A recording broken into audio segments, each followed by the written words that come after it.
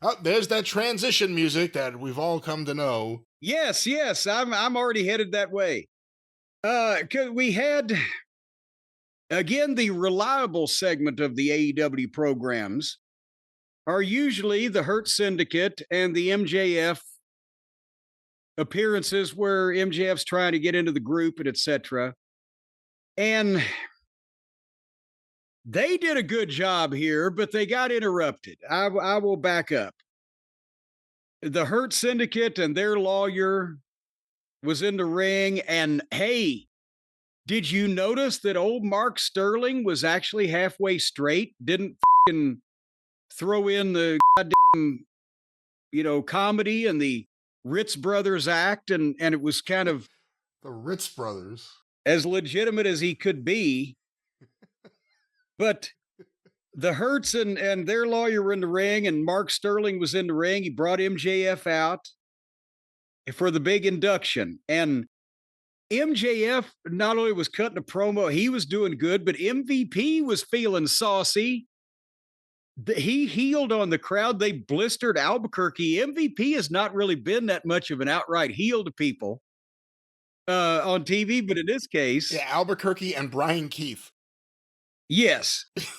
Those are two And of his Big Bill, favorites. that's right. And Big Bill, yeah. But again, they both blistered Albuquerque and the fans, and Sterling didn't fuck it up. And everybody had signed except Bobby Lashley the agreement. Then Bobby was thinking about it and reading it and conferring it, and the crowd was all over this. They were really reactive. The crowd was into it, where they're just thinking about signing a paper because it's actually something they can follow. It's a logical, sensible thing that's happening. And finally, Bobby signed, and boom. And like I said, the crowd's all over him. And then music plays, and here's the rub. Here's the problem. Here comes Dustin Rhodes and Sammy Guevara again. And in the ring, you've got big time heels. You got the tag team champions, Lashley and Benjamin. You've got MJF. You got MVP, who has a somewhat of stature and cachet in the industry, a reputation for. And here comes the Mid Card Express. Because, yeah, I'm appreciative of Dustin's talents, but he's about where he's going to be now. The people know he's there to have a good match with the kids and put people over. And Sammy's there because he got punished off of the big TV because he was a dick.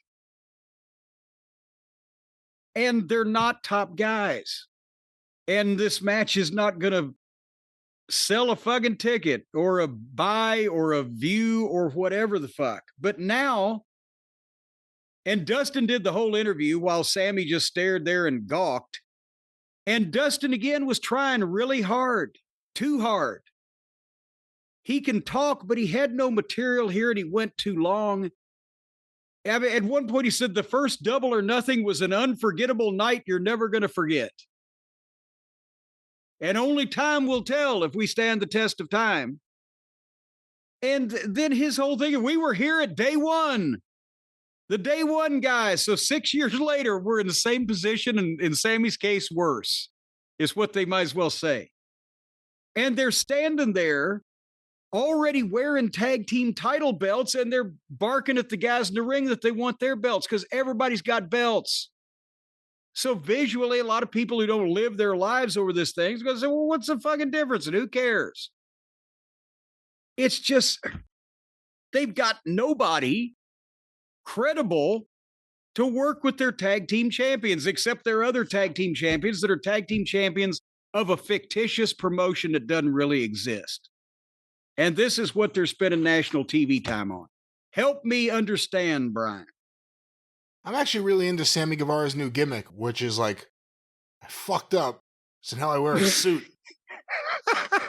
That classic babyface move to show you that I'm a changed person. I wear a suit every week. I like Dustin's fire, and I always do. But, in a week where a lot of things went way too long, he was given way too much time on the mic here. Every time he gets on the mic, you're happy to hear from him, and then you start thinking, maybe he's the heel. The more he talks, like, maybe he's not the babyface here.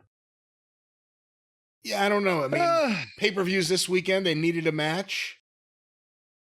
And I But guess think about that. They needed a match, the pay-per-views this weekend, the tag team champions.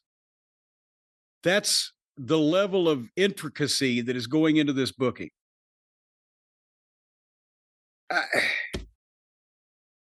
All righty then.